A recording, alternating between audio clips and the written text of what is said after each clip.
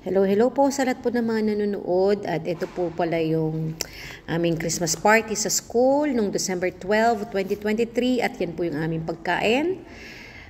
Yan po ay biryani, chicken biryani at napakasarap po nito. At ito po ang itsura ng chicken biryani. Ayan yung fried onion na mas nakakadagdag ng sarap. Tsaka yung salad at yung dakos or tomato na medyo maanghang. Isasabaw mo dyan sa biryani. At meron din kaming kebab, mixed kebab. Kaya lang wala na yung ibang kebab dyan. So ang natira ay lamb chops. Ay, masarap po talaga to at may soft drink tayong kasama. Ayan po yung ibang pagkain, yung salad. May mga sweets. Ayan. Gustong-gusto ko rin po ito, mga salad, Arabic salad at hummus. At ibang-ibang sauce. At syempre tayong mga Filipino, meron tayong maha at pansit bihon. Ayan. Ayan po yung ating year-end party sa school. Bali, nag-start po ako dito sa work nung March. So, ito po yung bagong mga kasamahan natin sa work. Marami pong Filipino din. Yan, at iba-ibang mga lahi, no? Syempre, mga Arabic kasi nandito tayo sa Arab country.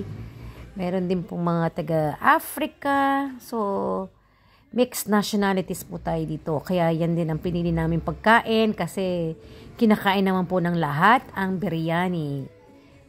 So, nung nag-start po ako dito nung March, ang hinandle ko po ay KG2 students. So, doon po tayo nag-a-assist doon sa teacher at doon sa mga bata.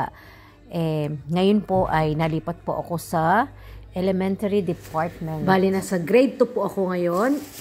Assistant teacher. Siyempre, trabaho natin. Ina-assist natin yung guro or yung teacher sa classroom.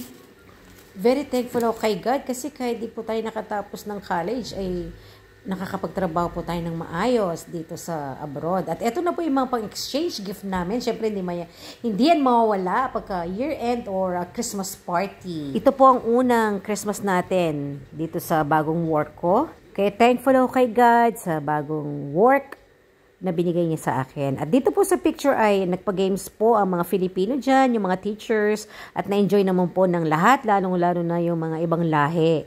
Na-enjoy po nila itong araw na to. At talaga po nakisama sila. At syempre po tayong mga Pinoy ay magaling ding makisama kaya nagugusan tayo ng ating mga kasamahan sa trabaho, di ba? Kailangan po marunong tayong makisama para magtatagal po tayo sa ating mga trabaho.